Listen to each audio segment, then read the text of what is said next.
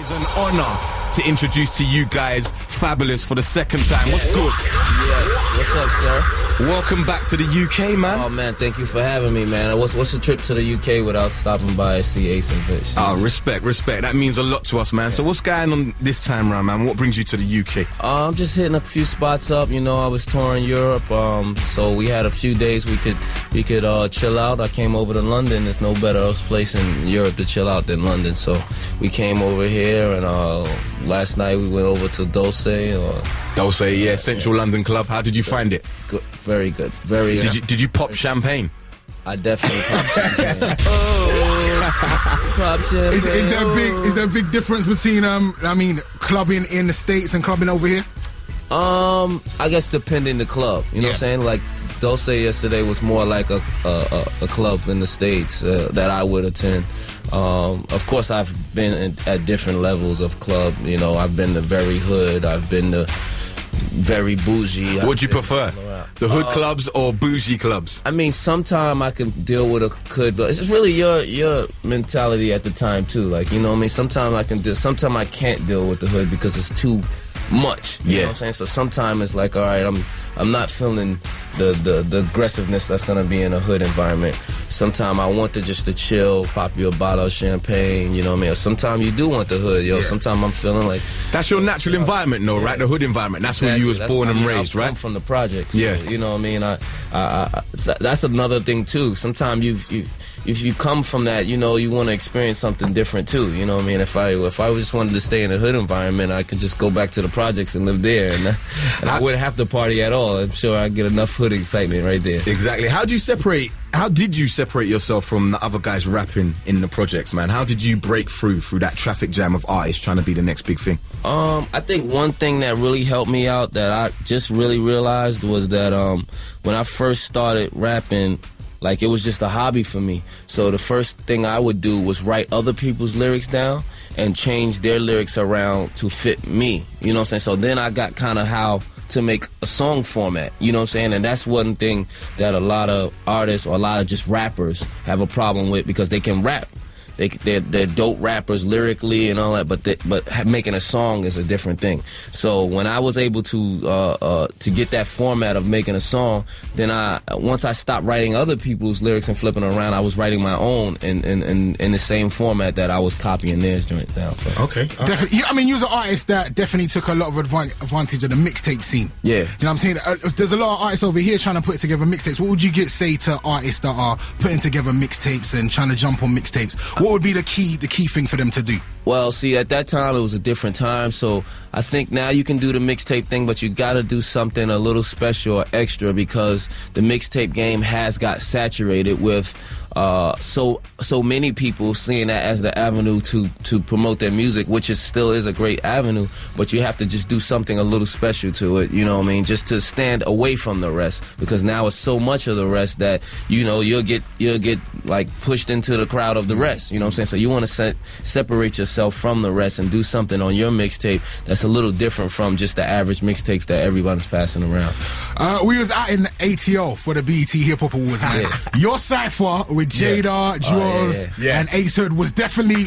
Let's give it a round of applause. Let's get into this. But who had the best verse? Who had the best verse? And you know what? We was in the crowd. Was you there? I was there. I was there.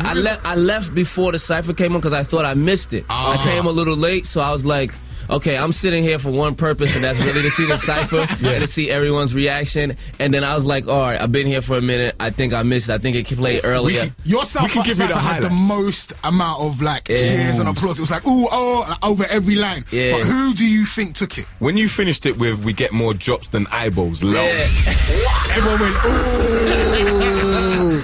Yeah, I gotta say it's between me and Jadakiss. I respect Jadakiss. What about Joel's, man? Joel's did his thing. Joel's did his thing. Yeah, he definitely did his thing.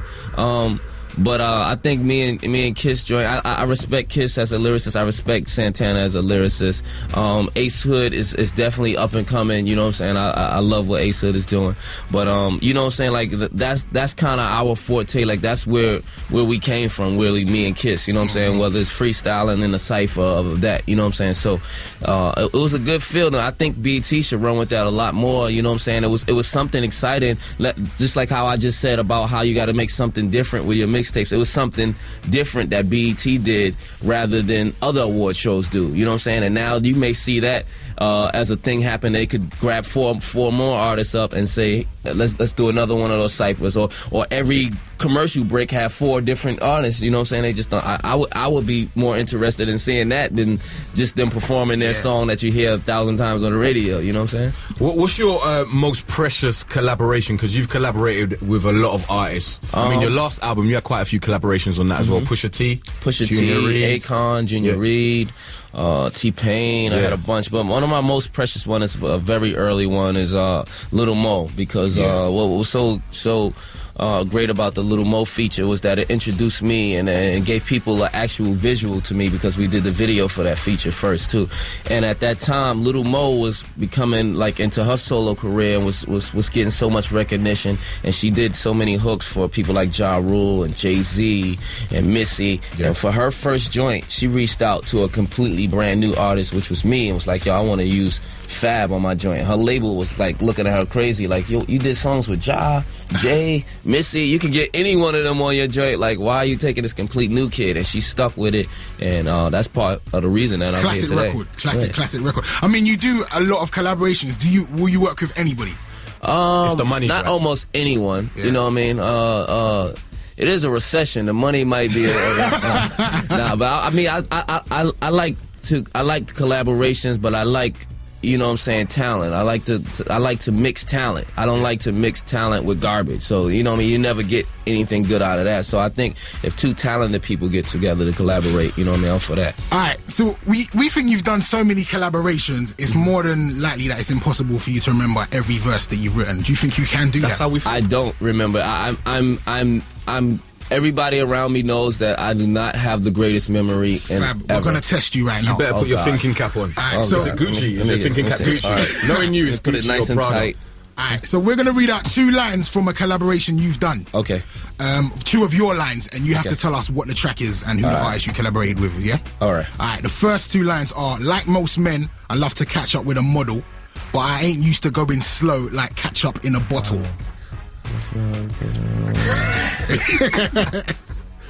I know the line, I just can't figure what song it is. Come on, fam. It's a female. It's a female you collaborated with. Yeah. I catch up on the mom, but I am. I'm gonna have to give you the X on this one. Oh, it's Christina Milian. Like most dip it low. Catch up with a model. Yeah, there you go. There you go. It comes back to me, baby. Right, slap me upside the head, it'll come right back. Here we go. Lyric number 2. Smoother the charm, yeah. Girls say your brother's the bomb. But it ain't the ladies. There ain't no ladies in my life other than my mom's. So I do it in an American accent. Okay. All right. Smoother the charm, yeah. Girls say a brother's the bomb. But there ain't no ladies in my life other than my mom's. That's the Usher Caught Up remix. Yeah.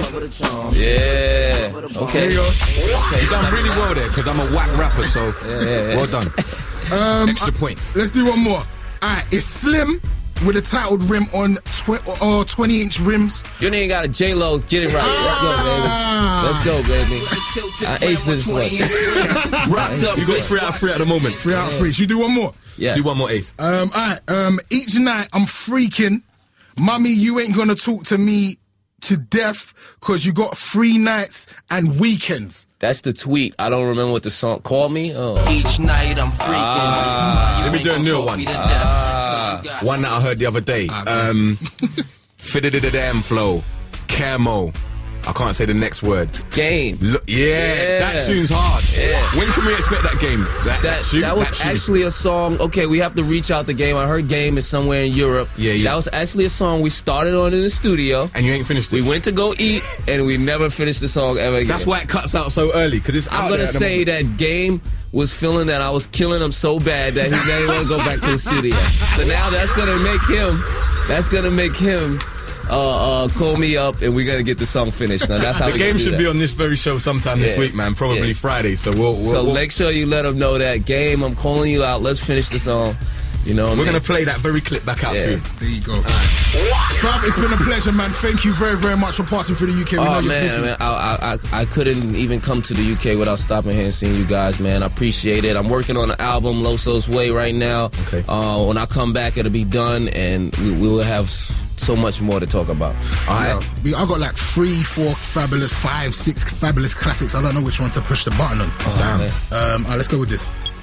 Holla back.